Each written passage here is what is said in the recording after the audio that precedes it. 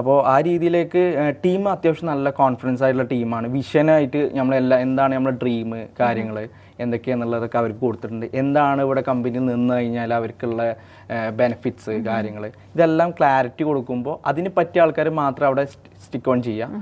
പിന്നെ അതുപോലെ തന്നെ അവർക്ക് എന്താ വെച്ചാൽ 5ൻ്റെ ഒരു ഹാബിറ്റ്സ് ഓൾറെഡി എന്താണ് ഏറ്റവും ക്വാളിറ്റി ആയിട്ടുള്ള പ്രൊഡക്ട്സ് കൊടുക്കണം എന്നുണ്ടായിരുന്നു. അപ്പോൾ പുതിയൊരാൾ വരുമ്പോഴും ആ ഒരു ഫോളോ അപ്പിലാണ് എല്ലാവരും എന്താണ് മുന്നോട്ട് പോകുന്നത്. അത് നമുക്ക് നല്ല രീതിയിൽ ഹെൽപ്പ് ആവുന്നുണ്ട്. പിന്നെ മാർക്കറ്റിംഗ് സൈഡ് ആണെങ്കിലും ഡിസൈൻ സൈഡ് ആണെങ്കിലും എല്ലാവരും എൻഹാൻസ് ആയി നിൽക്കുന്ന ആൾക്കാരാണ്. അപ്പോൾ നല്ല രീതിയിൽ നല്ല ഒരു ഗ്രോത്തിലേക്ക് നമുക്ക് ഇപ്പോൾ എത്താൻ പറ്റിയിട്ടുണ്ട്. ഇപ്പോൾ കൂടുതൽ ആൾക്കാർക്ക് വേറൊരു ഡൗട്ടുള്ളതെന്ന് വെച്ചാൽ ഇപ്പോൾ വലിയ കമ്പനീസൊക്കെ 300 പേര് 400 പേരൊക്കെ ഉള്ള ഒരു ടീമാണെന്നുള്ള രീതിയിലാണ് കാണിക്കുക. ടീം ഇത്ര ഉള്ളൂ കാര്യങ്ങളൊക്കെ പല ആൾക്കാരും പറയാറുണ്ട്. പക്ഷേ ഞാനിപ്പോൾ പറയുന്നത് എന്താ വെച്ചാൽ ഇത്രയും വലിയ ടെക്നോളജി കാലഘട്ടത്തിൽ ഇപ്പോൾ വലിയൊരു ടീമിൻ്റെ ആവശ്യമില്ല. കാരണം ഇപ്പോൾ നമ്മളെ കമ്പനിയിലാണെങ്കിൽ ഒരു 5 ആൾ ചെയ്യേണ്ട വർക്ക് ഒരാൾക്ക് ചെയ്യാൻ പറ്റും ഇപ്പോഴത്തെ ടെക്നോളജി യൂസ് ചെയ്ത് ചെയ്യുകയാണെങ്കിൽ. അങ്ങനെ ടെക്നോളജി യൂസ് ചെയ്യുമ്പോഴാണ് മാക്സിമം നമുക്ക് ഡെവലപ്പ് ചെയ്യാൻ കഴിയുള്ളൂ. ഗ്രോ ചെയ്യാനും നല്ല രീതിയിലേക്ക് ഗ്രോത്ത് ക്രിയേറ്റ് ചെയ്യാൻ പറ്റും. അതാണ് smart work is better than hard work. Yes, അതാണ് ഏറ്റവും എഫിഷ്യൻസി ആയിട്ട് നമുക്ക് യൂസ് ചെയ്യാൻ പറ്റുന്നത്. കാരണം ഒരുപാട് ടീം ഉണ്ടെന്ന് പറഞ്ഞിട്ടല്ല, ആ ലെസ് ടീം കൊണ്ട് നമുക്ക് ഏറ്റവും കൂടുതൽ പ്രോഫിറ്റ് ജനറേറ്റ് ചെയ്യാൻ പറ്റുമ്പോഴാണ് നമുക്ക് ഒരു ഗ്രോത്ത് ക്രിയേറ്റ് ചെയ്യാൻ പറ്റുള്ളൂ. അല്ലെങ്കിൽ കൂടുതലായിട്ട് എക്സ്പെൻസ് വരും, അത് നമുക്ക് മാക്സിമം കുറക്കാൻ പറ്റും.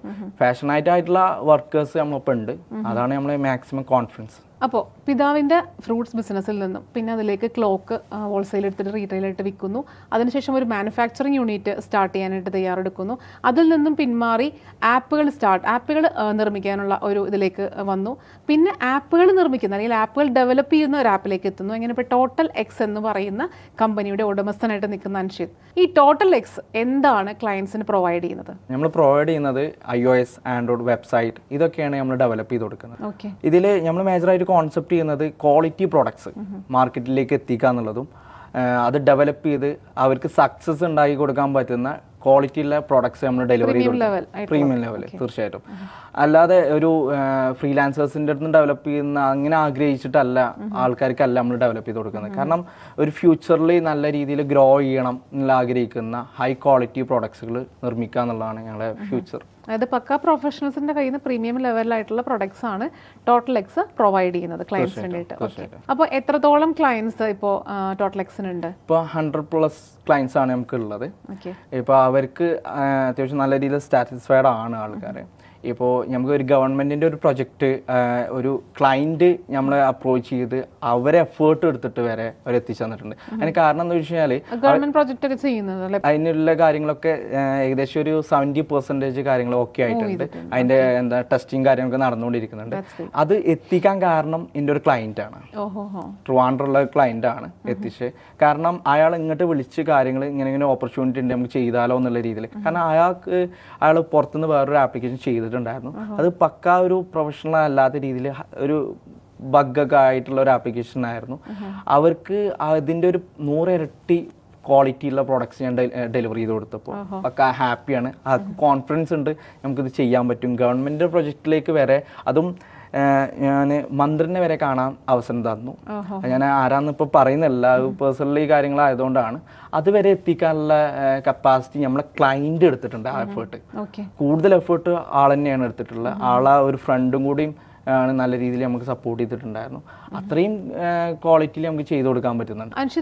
അൻഷിത് പറഞ്ഞ പോലെ iOS, ആൻഡ്രോയിഡ് പിന്നെ അതുപോലെ തന്നെ വെബ്സൈറ്റ് ഇതൊക്കെ ചെയ്യുന്നുണ്ടെന്ന് പറഞ്ഞു. അപ്പോൾ വരുന്ന എല്ലാ ക്ലയൻസും ഈ 3 കാര്യങ്ങളും റിക്വയർമെന്റ്സ് ആയിട്ട് പറയാറുണ്ട്. അതല്ലെങ്കിൽ സ്പെഷ്യൽ ഏതൊരു കാറ്റഗറി ആണോ പറയുന്നത്? കൂടുതലും iOS ആൻഡ് ആൻഡ്രോയിഡ് ആണ് ഡെവലപ്പ് ചെയ്യാൻ നമുക്ക് വരാറുള്ളത്. പിന്നെ വെബ്സൈറ്റ് അതിന് കൂടെ വരുന്ന ഒരു പ്രോസസ്സാണ്. ക്വാളിറ്റിയിൽ മേജറായിട്ട് നമ്മൾ ഫോക്കസ് ചെയ്യുന്നത് iOS ആൻഡ് ആൻഡ്രോയിഡ് ആണ് ഫോക്കസ് ചെയ്യുന്നത്. അത് ഡെവലപ്പ് ചെയ്യുന്ന ഫ്ലട്ടർ എന്ന ടെക്നോളജിയാണ്, ഗൂഗിളിൻ്റെ ആണ് ടെക്നോളജി യൂസ് ചെയ്യുന്നത്. നമ്മൾ കൂടുതലും സെർവറൊക്കെ യൂസ് ചെയ്യുന്നത് ഗൂഗിളിൻ്റെ ഫയർബേസ് എന്ന സെർവേഴ്സ് കാര്യങ്ങളൊക്കെയാണ് യൂസ് ചെയ്യുന്നത്. ഓക്കെ അൻഷിത്, ഏത് ടൈപ്പിലുള്ള ക്ലയൻസ് ആണ് ആക്ച്വലി ഈ ഒരു ടോട്ടൽ എക്സിലേക്ക് വരുന്നത്? നമുക്ക് ഒരുപാട് ആൾക്കാർ എൻക്വയറി ചെയ്യുന്നുണ്ട്. ഒരു 80% ആൾക്കാരും എൻക്വയറി ചെയ്യുന്നുണ്ട്. നമുക്ക് ഇത്ര രൂപയ്ക്ക് ഒരു ചെറിയ എമൗണ്ടിനൊക്കെ ചെയ്യാൻ പറ്റുന്ന രീതിയിലേക്ക് പറയുന്നുണ്ട്. പക്ഷേ നമ്മൾ അവരോട് കൺവിൻസ് ചെയ്യുന്നതെന്ന് വെച്ചാൽ ഇത് വേണമെന്നുണ്ടെങ്കിൽ നമുക്ക് അങ്ങനെ ചെയ്ത് കൊടുക്കാം. ഒരു സ്ക്രാച്ചിൽ നിന്ന് ഏതെങ്കിലും സോഴ്സ് കോഡ് എടുത്ത് പഴയതായിട്ട് ഡ്യൂപ്ലിക്കേറ്റ് ചെയ്ത് കൊടുക്കുന്ന രീതിയിൽ വർക്കൗട്ട് ചെയ്യാം. പക്ഷെ അവരെ ബിസിനസ് എൻ്റർലി ഡിഫറെൻ്റ് ആയിരിക്കും. ആ ഡിഫറെൻ്റ് ആയിട്ട് തന്നെ അത് സ്ക്രാച്ചിൽ നിന്ന് ഡെവലപ്പ് ചെയ്യണം. അവർ കോൺസെപ്റ്റ്, വിഷന് കാര്യങ്ങളൊക്കെ നോക്കിയിട്ടാണ് ഈ കാര്യങ്ങളൊക്കെ ഡെവലപ്പ് ചെയ്യുന്നത് ഏറ്റവും ബെസ്റ്റ് ആയിട്ടുള്ളത്. ഫൗണ്ടേഷൻ കറക്റ്റ് ആയാലുള്ളൂ ഫ്യൂച്ചറിൽ നമുക്ക് എന്താണ് ഗ്രോ അപ്പ് ചെയ്യാൻ ഈസി ആവുള്ളൂ. അതല്ലെങ്കിൽ താഴോട്ട് ഗ്രൗണ്ട് ലെവൽ വന്നിട്ട് വീണ്ടും അത് സ്ട്രക്ചർ ചെയ്ത് വർക്കൗട്ട് ചെയ്യേണ്ടി വരും. അത് നമുക്ക് ഇതിൽ നിന്ന് മാറ്റിയിട്ട് ഏറ്റവും ബെസ്റ്റ് ആയിട്ട് ചെയ്ത് കൊടുക്കുന്ന രീതിയിലാണ് ഇപ്പം നമ്മൾ ഡെവലപ്പ് ചെയ്ത് കറൻ്റ്ലി പോകുന്നത്.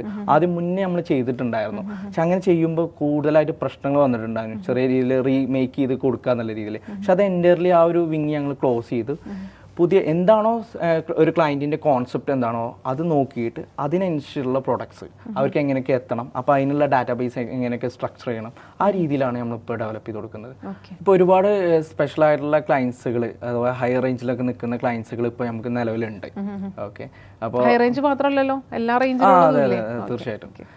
ഓക്കെ, അപ്പോൾ അത്യാവശ്യം നല്ല ക്വാളിറ്റിയിൽ നമുക്ക് ഡെവലപ്പ് ചെയ്ത് കൊടുക്കാൻ പറ്റുന്നതുകൊണ്ടാണ് ആ രീതിയിലേക്ക് മൂവ് ചെയ്യാൻ പറ്റുന്നത്. അൻഷിതിൻ്റെ ഫസ്റ്റത്തെ ആ ഒരു ഇതിൽ പറയുകയാണെങ്കിൽ ഈ ഒരു ആപ്പിൻ്റെ ലെവലിലേക്ക് വന്നതിന് കാരണം ആപ്പ് ഉണ്ടാക്കുന്നത്, അതായത് ആപ്പുകളുടെ ആപ്പ് ഉണ്ടാക്കുന്ന ലെവലിലേക്ക് വരാൻ കാരണം തീർച്ചയായിട്ടും ആ ഒരു ബഗ് വന്നതും ആ ഒരു ബഗ് ക്ലിയർ ചെയ്യാതെ അത്രയും ലോസ് വന്നത് കൊണ്ടാണ് ആക്ച്വലി അൻഷിത് ഇങ്ങനത്തെ ഒരു ആപ്പ് ഉണ്ടാക്കണം അല്ലെങ്കിൽ ആപ്പുകളുടെ ആപ്പ് ഉണ്ടാക്കണം എന്നുള്ള ചിന്തയിലേക്ക് വന്നത്. അപ്പം നിങ്ങളുടെ ഒരു ടോട്ടൽ എക്സ് എന്ന് പറയുന്ന കമ്പനി ക്ലയൻസിന് നല്ല രീതിയിലുള്ള ഡെവലപ്മെൻറ്റ് കൊടുക്കുന്നുണ്ടെങ്കിൽ, ഡെവലപ്പ് ചെയ്യുന്നുണ്ടെങ്കിലും സർവീസ് വരുമ്പോൾ, ഫോർ എക്സാമ്പിൾ ഒരു ബഗ് വരുമ്പോൾ എങ്ങനെയാണ് അത് ഡീൽ ചെയ്യുന്നത്, എങ്ങനെയാണ് ക്ലയൻസിന് ഒരു സർവീസ് കൊടുക്കുന്നത്? ഫസ്റ്റ് ഓഫ് ഓൾ പറയുകയാണെന്നുണ്ടെങ്കിൽ ഇത് ഡെവലപ്പ് ചെയ്യുമ്പോൾ തന്നെ ഒരു എന്തെങ്കിലും ബഗ്ഗോ അല്ലെങ്കിൽ നാളെ എന്തെങ്കിലും പ്രശ്നം വരുന്നുണ്ടെന്നുണ്ടെങ്കിൽ അത് അപ്പം തന്നെ സോൾവ് ചെയ്തിട്ടേ ഞങ്ങൾ ഡെവലപ്മെൻറ്റ് കംപ്ലീറ്റ് ചെയ്യാറുള്ളൂ. അത് നാളത്തേക്ക് മാറ്റി വെക്കുന്ന ഒരു സിസ്റ്റം നമ്മളതിലില്ല. എൻ്റയർലി എല്ലാ ഡെവലപ്പേഴ്സും അത് ഫോളോ അപ്പ് ചെയ്തിട്ടാണ് നമ്മളെല്ലാം ചെയ്തു പോകുന്നത്. നമ്മൾ ഈ ആപ്പ് ഡെവലപ്പ് ചെയ്യുമ്പോൾ സർവീസ് പീരീഡ് അങ്ങനെ എന്തെങ്കിലുമൊക്കെ കൊടുക്കുന്നുണ്ടോ? തീർച്ചയായിട്ടും. സർവീസ് പീരീഡ് എന്ന് പറഞ്ഞാൽ ഓൺ ആയിട്ടുള്ള കമ്പനിയുടെ ഭാഗത്തുള്ള ബഗ്ഗുകളാണെങ്കിൽ കംപ്ലീറ്റ്ലി ഫ്രീ ആയിട്ടായിരിക്കും എല്ലാം ക്ലിയർ ചെയ്യുക. അവർക്ക് നെക്സ്റ്റ് എന്തെങ്കിലും അപ്ഡേറ്റ് ഉണ്ടെങ്കിൽ മാത്രമേ ഉള്ളൂ അഡീഷണലി കോസ്റ്റ് നമ്മൾ ഈടാക്കുള്ളൂ. അല്ലാത്ത എന്ത് കമ്പനിയുടെ ഭാഗത്തുനിന്നോ അല്ലാതെയോ എന്തെങ്കിലും മിസ്റ്റേക്ക് വന്നു കഴിഞ്ഞാൽ കംപ്ലീറ്റ്ലി നമ്മൾ ക്ലിയർ ചെയ്ത് കൊടുക്കും. ഇന്റേണലിലുള്ള എല്ലാ പ്രശ്നങ്ങളും നമ്മൾ ക്ലിയർ ചെയ്ത് കൊടുക്കും. ഇത്ര ഇയേഴ്സ് അങ്ങനെയൊന്നുമില്ല, അത് 1 years ആണ് ഫ്രീ ആയിട്ടുള്ള. AMC ചാർജസ് ഉണ്ടാവുന്നതാണ്. ഡിപ്പെൻസ് ഓഫ് ക്ലയന്റിന്റെയും പ്രൈസിങ്ങിന് അനുസരിച്ചാണ് അത് വർക്ക്ഔട്ട് ചെയ്യുന്നത്. അപ്പോൾ ഒരു ഡെവലപ്പ് ചെയ്യാനായിട്ടാലും അതല്ലെങ്കിൽ ഇപ്പോൾ ഒരു നമ്മൾ പ്രൊഡക്റ്റ് വാങ്ങിച്ചാലും സർവീസ് ആയാലും നമുക്ക് ഏറ്റവും വലിയ പ്രശ്നം നമുക്ക് അതിലേക്ക് എത്തുക എന്നുള്ളതല്ല, അത് കഴിഞ്ഞിട്ട് അതിന്റെ മെയിൻ്റനൻസ്, ആ മെയിൻ്റനൻസ് വരുമ്പോഴാണ് പല കമ്പനികളും അവർ നമ്മളെ ഇട്ട് ബുദ്ധിമുട്ടിപ്പിക്കുന്നത് അല്ലേ. പക്ഷേ ടോട്ടൽ എക്സ് തീർച്ചയായിട്ടും ടോട്ടലി ഡിഫറെൻ്റ് ആണ്. അവർ നമുക്ക് സർവീസ് നന്നായിട്ട് തരുന്നുണ്ടെന്നുള്ളത് നമ്മുടെ ടോട്ടൽ എക്സിന്റെ ഓണറായിട്ടുള്ള അനുസരിച്ച് നമുക്ക് വാക്ക് തന്നിരിക്കുകയാണ്. അപ്പോൾ തീർച്ചയായിട്ടും ഒരു യുവാവ് അല്ലെങ്കിൽ യുവതി, ഇന്നത്തെ കാലത്ത് യുവതികളും യുവാവും ഒക്കെ ബിസിനസ്സിലേക്ക് വരുന്നുണ്ട്. പക്ഷേ എല്ലാവരും ഒരു ഡിഗ്രി സമയമൊക്കെ ആയി കഴിഞ്ഞാൽ, ഡിഗ്രി കഴിഞ്ഞിട്ടുണ്ടെങ്കിൽ ഉടനെ പോകുന്നത് ജോലിയിലേക്കാണ്. അങ്ങനെ ജോലിയിലേക്കൊന്നും പോകാതെ ഒരു സംരംഭത്തിലേക്ക് എത്തി ഇത്രയും കാര്യങ്ങൾ നമുക്ക് വേണ്ടി പറഞ്ഞു തന്ന, ഇത്രയും സമയം നമുക്ക് വേണ്ടി ചെലവഴിച്ച അൻഷിതിന് ഒരുപാട് നന്ദി. Thank you. ഈ ഒരു അവസരം തന്നതിന് ഏറ്റവും നല്ല ഒരു നന്ദി പറയാണ്. Thank you. വളരെ ചെറിയ പ്രായത്തിൽ തന്നെ പിതാവിനോടൊപ്പം ബിസിനസ്സിലേക്ക് ഇറങ്ങിത്തിരിക്കുകയും അനിയനെ കൂടെ ചേർത്ത് നിർത്തിക്കൊണ്ട് ആപ്പുകളുടെ ആപ്പായിട്ടുള്ള ടോട്ടൽ എക്സിന്റെ സംരംഭകനായ അൻഷിതാണ് നമ്മളോടൊപ്പം ഇത്രയും നേരം വിശേഷങ്ങൾ പങ്കുവച്ചത്.